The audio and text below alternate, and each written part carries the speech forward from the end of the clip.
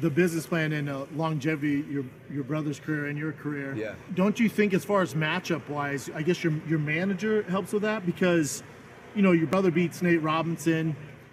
I think there's gonna be a number of athletes, former athletes, who are gonna want to play the game and get paid and do stuff like that.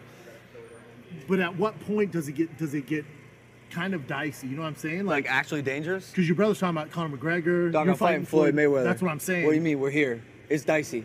It's dicey. It's dicey, dude. It's super dicey. It's fucking dicey. I know, but as far as longevity goes, but the Floyd's a little different, and we'll get to that. Floyd and you is different than your brother and Connor.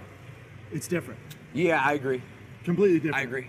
But your brother fighting Dylan Dennis that he's mentioned. That's not dicey. I think Jake's gonna fuck Dylan up. See, that's not dicey. But if your brother wanted to fight, like, I don't know, Francis Ngannou or some shit, it's that's dicey. How far? It's super dicey. You don't take the dicey no, fights. You don't. Yeah. So here's the rule, right?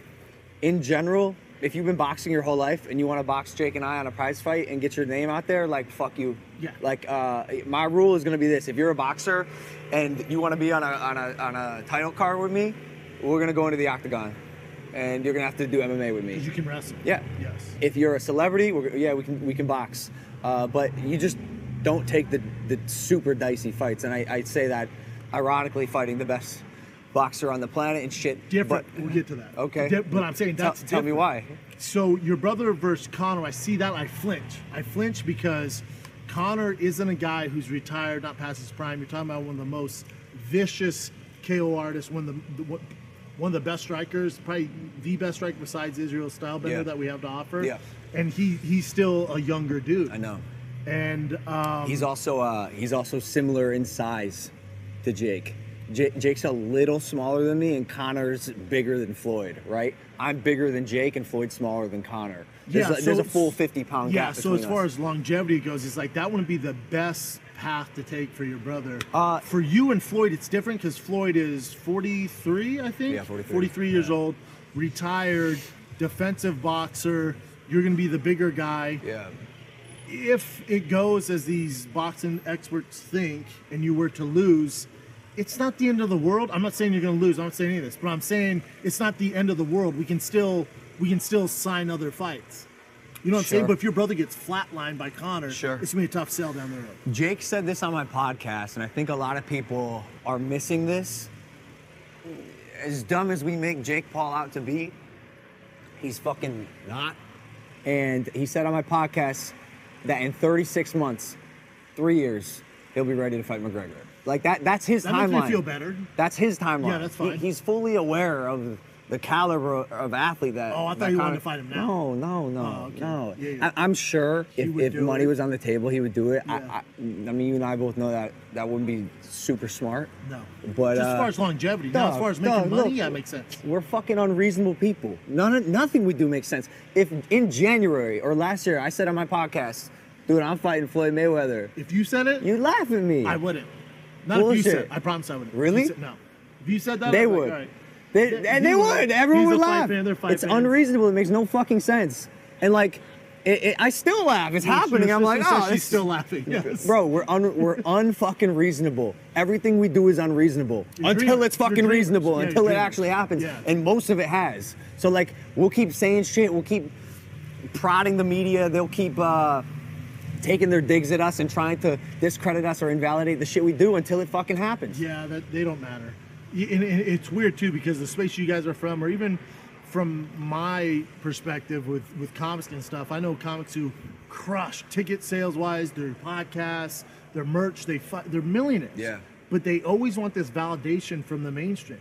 They want to go, oh, dude, I'm doing a show, I'm pitching it to this network. I'm like, fuck that network, dude. You don't need their validation. I feel like you guys are kind of similar in that respect, where this validation from whoever it is you guys are looking to get validated. I'm not saying you are, but there seems like there's this weird want to get validated from these old boxing heads, and that's never gonna happen. We don't give a fuck. No, who gives a fuck? We don't give a fuck, dude. I go online, and rightfully so, I get it. Everyone, you're gonna get your fucking ass beat, you're gonna die in the ring, Floyd's gonna kick your... Whatever the fuck it is, I'm like, the motto for this fight is fuck everyone. Like, and I say that from the deepest part of my heart, like, fuck everyone.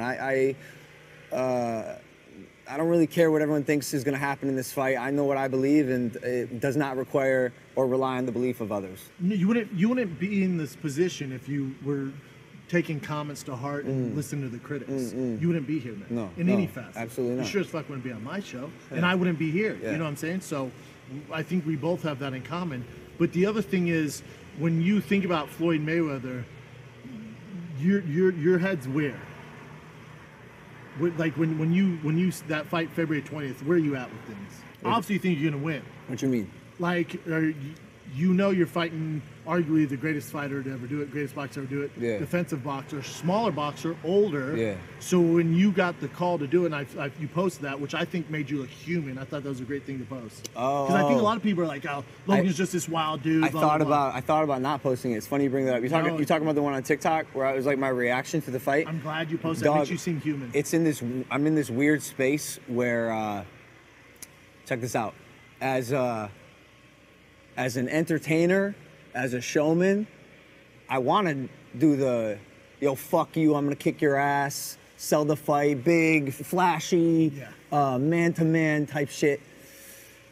But as a human, as a person who's fully understanding of this insane position and this insane event that's going to go down, that was my reaction, and that's honestly how I feel about it. I was glad you posted that. Yeah. Because I think that won you more fans over. Not that you need them, but I think more people are like, oh, that's dope. He actually gives a fuck. Yeah. Instead of it just being like, yeah, I'm fighting Floyd Mayweather, fuck everybody, which is fine. Yeah. But I think when you posted that, more people are like, oh, damn, he's really into this. You know what I'm saying? Like, course. he actually gives a fuck. Oh, bro, this is the coolest thing that's ever happened to me. Sure.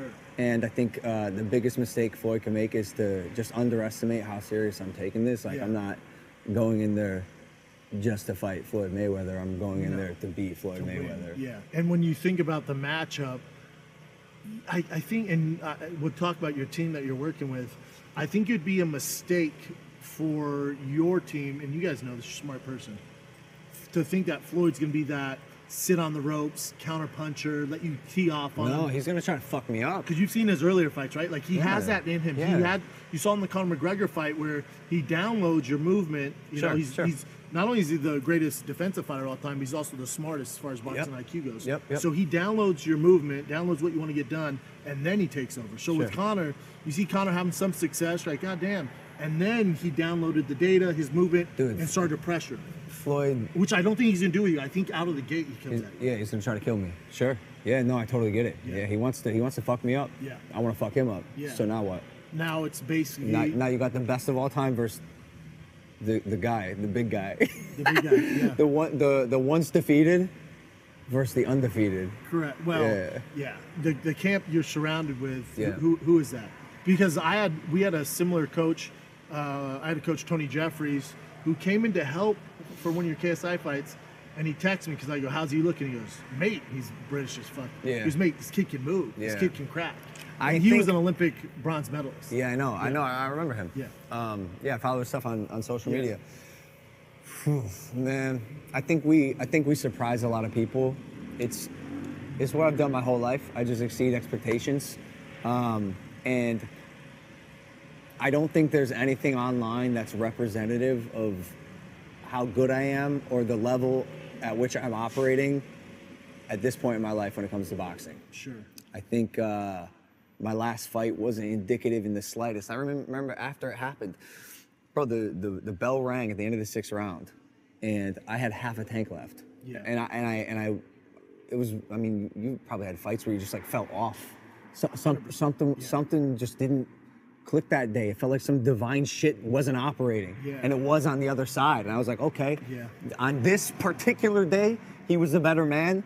We're gonna have to roll with it and see what happens. And then, you know, a year later, after an L, you secure a fight with the biggest fighter on the planet. Like it never really felt like a loss. And so, no, nor should it, especially looking at that fight.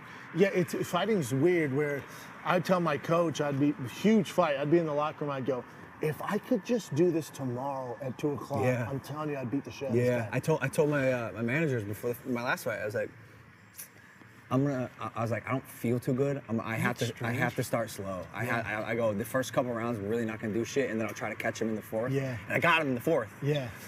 And then I hit him in the back of the head just a tiny bit, and fucked myself.